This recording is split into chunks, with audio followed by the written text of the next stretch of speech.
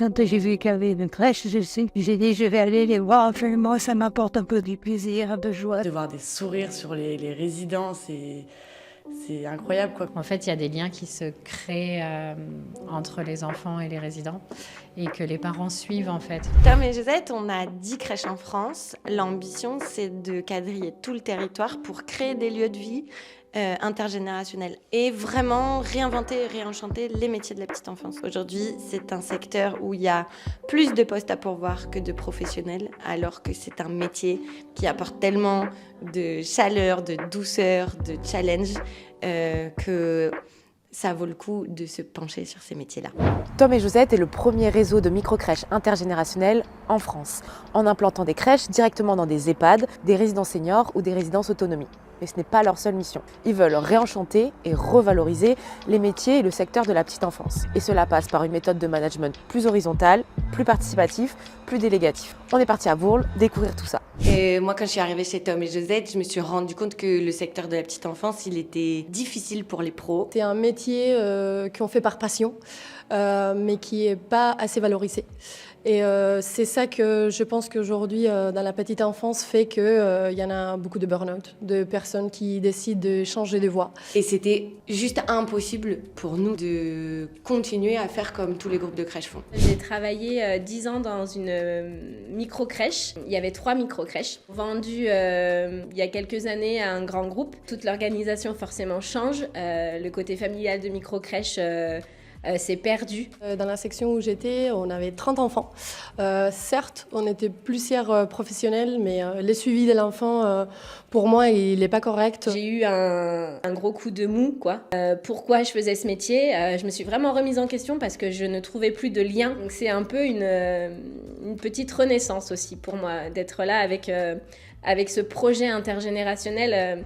Aujourd'hui, dans notre société, on a tendance à plus trop habiter au même endroit que nos parents, que nos grands-parents, d'où l'existence de maisons de retraite, d'où l'existence de crèches. Et donc, dans ces lieux intergénérationnels, on recrée des cellules familiales finalement, où toutes les générations se rencontrent.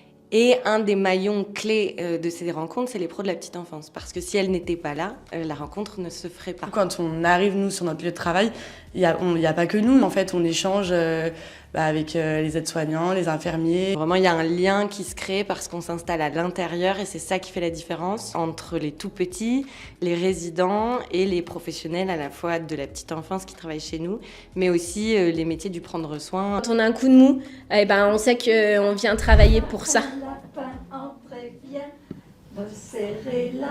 Des enfants qui peuvent être très très dynamiques en crèche, on va les voir s'apaiser, ralentir, se mettre au niveau et au rythme de la personne âgée. On a aussi un rapport à la différence, à la vieillesse, au handicap, qui est bien différent.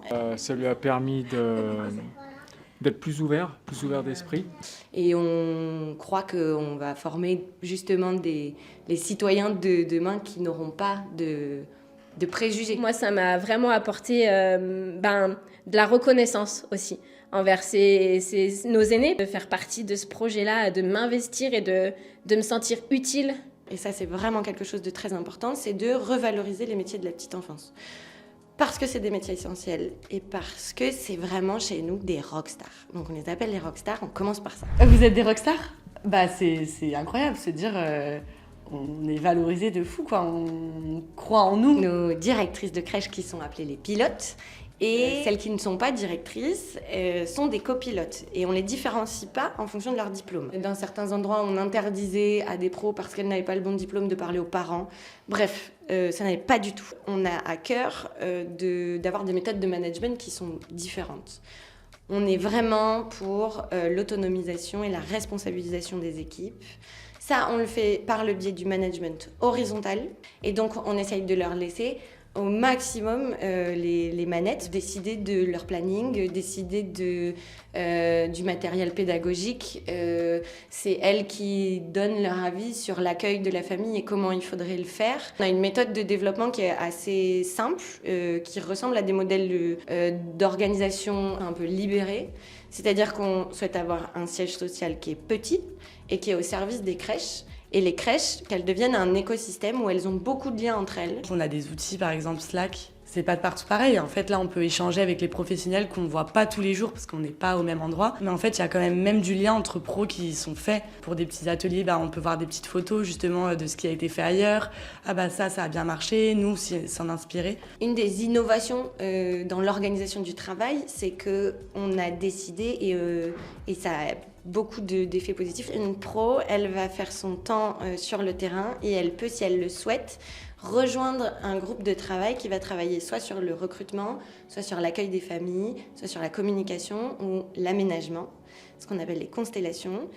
Et ça va leur permettre chaque semaine de travailler quelques heures, prendre du recul. On les remet au cœur de l'entreprise.